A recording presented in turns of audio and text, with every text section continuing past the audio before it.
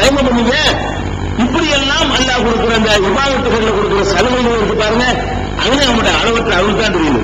கட்டுப்படியா சித்தால் ஜாவுட தண்ணியில வந்து ஊர் செஞ்சு ஆகணும் அப்படின்னு சொன்னா அவன் சொல்லலாம் தானே. சொன்னா மறுபடியும் தண்டிப்பா, மாட்டேன்னு போனீங்கன்னா பிடிச்சி உதைக்குவான், அவனுக்கு செய்ய முடியும். ஆனா அல்லாஹ் என்ன பண்றான்னு கேட்டா, இவனுக்கு மனுஷனுக்கு முடியுமான்னு பாக்குறான்.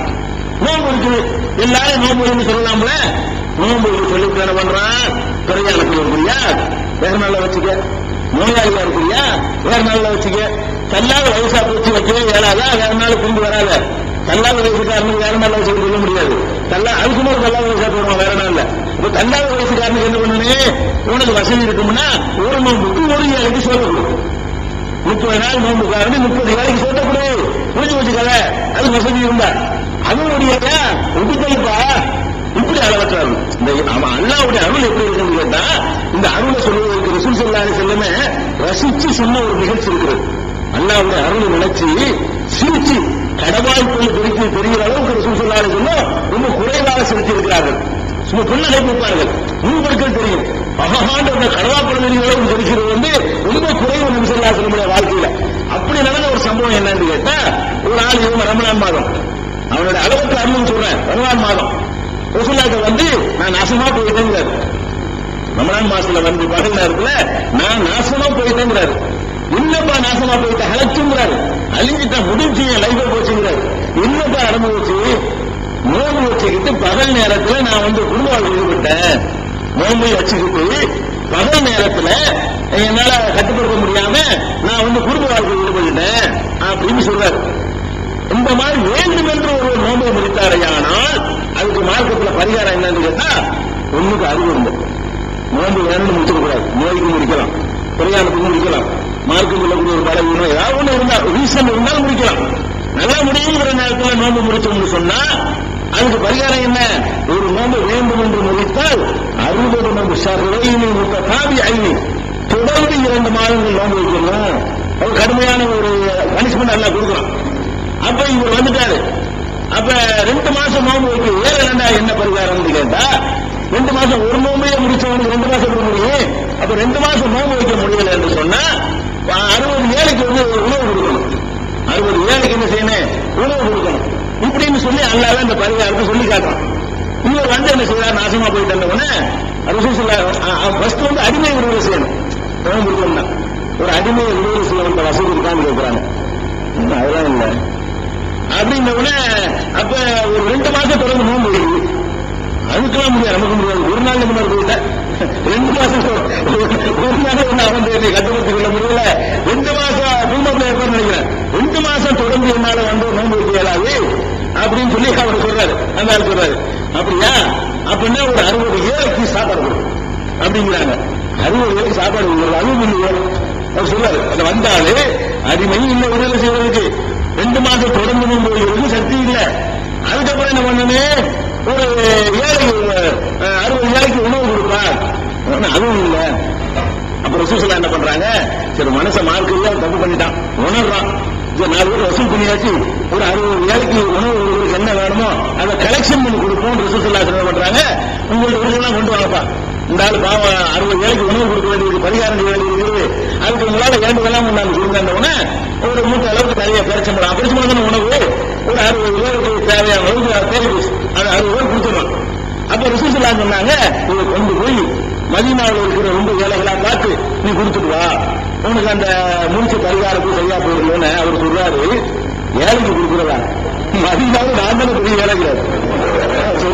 மதீனாவில் இருக்கிற மக்கள்லயே எனக்கு மேல ஏழை யார் இருக்கிறா, நான் தான் உண்மையில பெரிய பரம ஏழை, எனக்கு முடிஞ்ச ஒரு ஏழை இருந்தது நான் கொண்டு கொடுப்பேன் அப்படி நானே வச்சுக்கிறேன். என்ன சொல்றாருன்னு கேட்டா, நானே இதை வச்சுக்கிறேன். ரசூலுல்லாஹ் சொன்ன கேட்டு சிரிக்கிறாங்க, இதுதான் சிரிக்கிறாங்க. இந்த ஆள் சொன்ன வார்த்தையை கேட்டுக்கிட்டு என்ன அண்ணன் இல்லைங்கிறாரு, இதுவும் இல்லைங்கிறாரு, நம்ம வசூல் பண்ணி கொடுத்தா அதையும் கையில வச்சுக்கிட்டு நான் தான் பரம ஏழைங்கிறாரு அப்படின்னு சொல்லி ரசூலுல்லாஹ் சிரிக்கிறாங்க. கடவாய் கொள்ளக்கூடிய அளவுக்கு சிரிக்கிறாங்க. சிரிச்சு நினைச்சாங்க, எடுத்துட்டு போ உன் குடும்பத்தில் உடைய கூடுட்டாங்க. இது என்ன அர்த்தம் கேட்டா, பரிகாரம் செய்யறது வேணும், பரிகாரமே செய்ய ஏழை என்ன செய்யணும், பிடிச்ச நான் நசிக்கப்படலாம்ல, பரிகாரம் செய்யத்தான் வேண்டும், அதுவும் ஏழை ஒருத்தணும். அவனுக்கு என்ன பனிஷ்மெண்ட் ஒண்ணும் இல்ல, சிரிச்சுட்டாங்கல்ல, கோபப்படல, சிரிச்சுட்டாங்கன்னா இல்லைன்னு அர்த்தம். முடிஞ்சாதான் செய்யணும். உனக்கு சோறு முருகை ஏறல, 60 நோம்பு வைக்க ஏறல, பரிகாரத்துக்கும் வசதி இல்ல, இன்னும் பரமையில இருக்கிறியா, தௌபீன் போயிட்டு இருப்பா. அவன் அளவுக்கு அருளாள் இதுதான் வந்து ரப்புல் ஆலமீன் வந்து எவ்வளவுக்கு ரஹ்மானா கருணையாளனா இருக்கான்னு பாருங்க. இந்த அளவுக்கு கருணையை வடிக்கிறார் நபிகள் ஸல்லல்லாஹு அலைஹி வஸல்லம். இந்த சம்பவங்களை எல்லாம் சொல்லி காட்டுறாங்க. இது மாதிரியான ஏராளமான நிகழ்ச்சிகளை நம்ம பார்க்கிறோம். இதெல்லாம் வந்து அல்லாஹ்வுடைய அளவற்ற அருளுக்குரிய எடுத்துக்காட்டு சலுகைகள். இபாதத்தில் வரக்கூடிய சலுகைகள் தனி பட்டியல் போடலாம். இபாதத்துல அல்லாஹ் தந்திருக்கக்கூடிய சலுகைகளையா எடுத்து பார்த்தீங்கன்னா அந்த சலுகைக்கெல்லாம் காரணம் என்னன்னு கேட்டா அவன் கருணை பொங்கி வெளியிடுவதால் காரணமா இருக்கிறது. அடுத்து என்னன்னு கேட்டா சில விஷயங்கள் நமக்கு அல்லாஹ் வந்து தடுத்திருந்தான், அது செய்யாது இது செய்யாதுன்னு. ஆனால் ஒரு நிர்பந்தத்துக்கு ஆளாயிரும். செய்யக்கூடாதுதான், செய்யக்கூடாதுங்கிற காரியத்தை செய்ய வேண்டும் என்ற ஒரு நிர்பந்த நிலைக்கு நம்ம தள்ளப்பட்டுவோம். அந்த நிர்பந்த நிலைக்கு நம்ம தள்ளப்பட்டோம்னு சொன்னா அதை செஞ்சுதான் தீரணும், ஒரு வழி இல்லை, செஞ்சுட்டோம். எப்படிதான் செய்யணும், சாக வேண்டியவரா நீ எப்படி செய்வேன் நல்லா கேட்பானா, கேட்க மாட்டேங்கிறான். எப்படி சொல்றான் அல்லாஹ்? 5:3 அத்தியாயம் 3வது வசனம், 2வது அத்தியாயம் 123வது வசனம், 6வது அத்தியாயம் 145வது வசனம், 16வது அத்தியாயம் 115வது வசனம். இது எல்லாத்தையும் எல்லாம் என்ன சொல்றான்னு கேட்டா 4 உணவுகள் உங்களுக்கு ஹராம் என்று அல்லாஹ் சொல்றான். இந்த 4 வசனங்கள்லையுமே அல்லாஹ் சொல்லக்கூடிய மேற்று என்னன்னு கேட்டா பன்றி வந்து உங்களுக்கு ஹராமு, சாப்பிடக்கூடாது. தானாக செத்து போன பிராணிகள் இருக்கு அறுக்காம, அந்த மாதிரி பிராணிகளை நீங்க என்ன செய்யக்கூடாது, சாப்பிடக்கூடாது. இரக்கம் நீங்க வந்து சாப்பிடக்கூடாது. அல்லாஹ்வை தவிர மற்றவர்களுக்காக பூஜிக்கப்பட்டது, படைகள் செய்யப்பட்டது, அதுகளை நீங்க சாப்பிடக்கூடாது. அல்லாஹ்வை தவிர மற்றவங்களுக்காக வேண்டி படைகள் செஞ்சுட்டாங்க, பூஜை செஞ்சுட்டாங்களா, அதை நீங்க என்ன செய்யக்கூடாது, சாப்பிடக்கூடாது என்று 4 வகையான உணவுகளை ஹராம் என்று அல்லாஹ் சொல்லி காட்டுவான். சொல்லி காட்டி என்ன சொல்றான்னு கேட்டா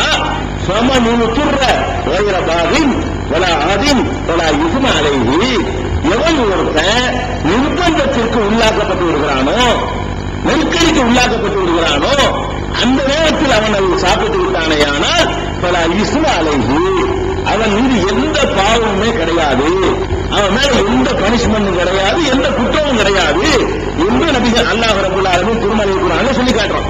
அப்ப அந்த ஹராம் என்று நம்ம அந்த சொல்வதற்கே வைக்கப்படுறோம், பன்றின்னு சொல்லி அதுக்கு வாயப்படும் சொல்றதை நம்ம இருக்கிறோம். அந்த மாதிரி ஒரு உணவை கூட, செத்து போன ஆட்டை கூட, வெற்றத்தை கூட, பூஜை செய்யப்பட்ட பொருள்களை கூட நமக்கு ஒரு நிர்பந்தம் வரக்கூடிய நேரத்தில், நமக்கு ஒரு பசி வருது, தாங்க முடியல, உணவு இல்லை, அதை சாப்பிட்டா தான் உயிர் பிழைக்க முடியல, செத்து போயிடும், வீட்லயும் அரிசி இல்லை, எவன்கிட்ட கடன் கட்டான் தரமாட்டேங்கிறான், தர்மமும் கிடைக்க மாட்டேங்குது, அப்ப நம்ம வாழணும், உயிர் பிழைக்கணும் அப்படிங்கிற நேரத்தில் வந்து சாப்பிட்டுக்கணும்.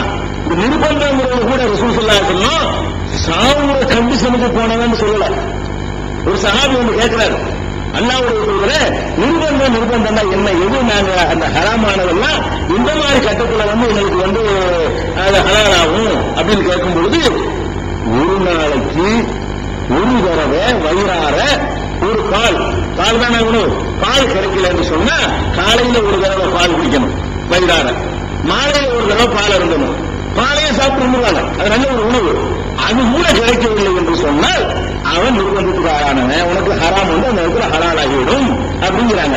அப்ப ஒருவர் காலையிலும் சாப்பாடு இல்லை, மத்தியானம் செத்து போறதுக்கு தேவையில்லை, ஒரு நாள் 24 மணி நேரம் சாப்பாடு கிடைக்கலையா, இவன்ட்டு கடன் தரமாட்டேங்கிறான், கடனும் தரமாட்டேங்கிறான், பிச்சையும் தரமாட்டேங்கிறான், வித்துட்டு வாங்குறதுக்கும் வழி இல்லை.